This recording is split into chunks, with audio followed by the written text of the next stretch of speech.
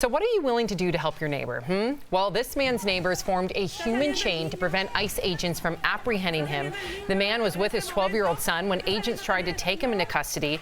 The resulting standoff lasted for hours. Eventually, the ICE agents left without arresting him. So DBL Nation, we want to hear from you. Would you interfere with ICE agents? Go to dblvote.com, weigh in. I think this is a beautiful form of civil disobedience, especially just seeing, you see people of different color, you see could be Republicans, could be Democrats, and then there's the Christianity literacy in it, love thy neighbor. So I think despite what anybody thinks, it's beautiful imagery. I mean, it is beautiful imagery. I don't know what I would do in this situation. Because it could escalate very quickly. Now, this situation did not, but it could. Yeah, and I mean, you can't really tell like the ages of some of the people involved.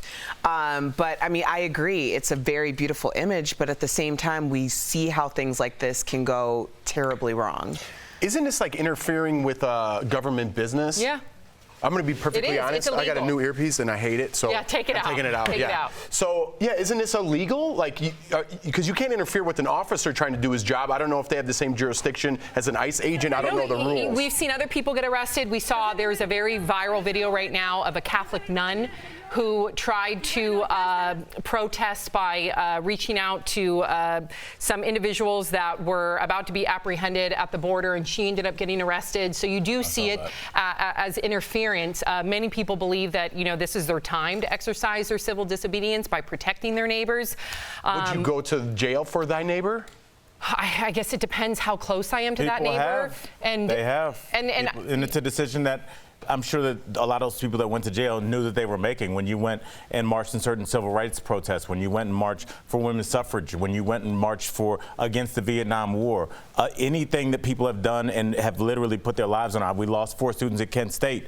You forget, like, when other people have guns and you don't, and you form a line, things can go poorly very quickly. So I think it's a decision that everybody's making, and I think hopefully, at this point, they're going there with their eyes open, understanding this is illegal and understanding there could be consequences. Yeah, I just don't know if that's, for just me personally, having 2 young children and a wife that stays at home. Yep.